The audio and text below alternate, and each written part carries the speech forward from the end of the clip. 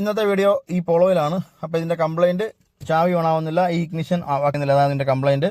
അപ്പോൾ നമ്മൾ എന്താണ് നമ്മൾ ചെയ്തതെന്നും എങ്ങനെയൊക്കെയാണ് നമുക്ക് നോക്കാം. എന്താണ് ഇതിൻ്റെ കംപ്ലയിൻറ്റ് വിശദമായിട്ട് നോക്കാം.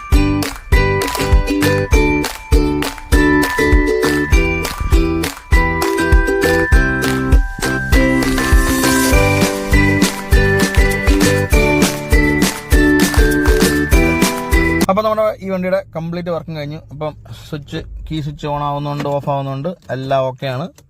അപ്പോൾ നമ്മളിതിൻ്റെ ചേഞ്ച് ചെയ്തതെന്ന് വെച്ചാൽ നമ്മളിതിൻ്റെ ഒരു കീ സ്വിച്ചാണ് റീപ്ലേസ് ചെയ്തത്. ഈ സാധനം റീപ്ലേസ് ചെയ്തു. ഇതൊരു വലിയ കാര്യമാണോയെന്ന് ചോദിച്ചാൽ ഇതൊരു വലിയ കാര്യമൊന്നുമല്ല. പക്ഷേങ്കിൽ ചില സമയത്ത് നമ്മൾ എവിടെയെങ്കിലും പോയിട്ട് വണ്ടി സ്റ്റക്കാകുകയാണെങ്കിൽ അതൊരു കാര്യം തന്നെയാണ്. അപ്പോൾ തീർച്ചയായിട്ടും നിങ്ങൾക്ക് ഇതുപോലെ എന്തെങ്കിലും ആവശ്യം ഉണ്ടെങ്കിൽ ഞങ്ങളെ കോൺടാക്ട് ചെയ്യാം. ഇത് മാത്രമല്ല, എന്ത് തരത്തിലുള്ള ഒരു ഡൗട്ട് ഉണ്ടെങ്കിലും ഒരു സെക്കൻഡ് ഒപ്പീനിയൻ ആണെങ്കിലും ഒക്കെ നിങ്ങൾക്ക് ഞങ്ങളെ കോൺടാക്ട് ചെയ്യാം. അപ്പോൾ നമ്മുടെ പതിവ് ടെസ്റ്റ് ഡ്രൈവ് ആണ്.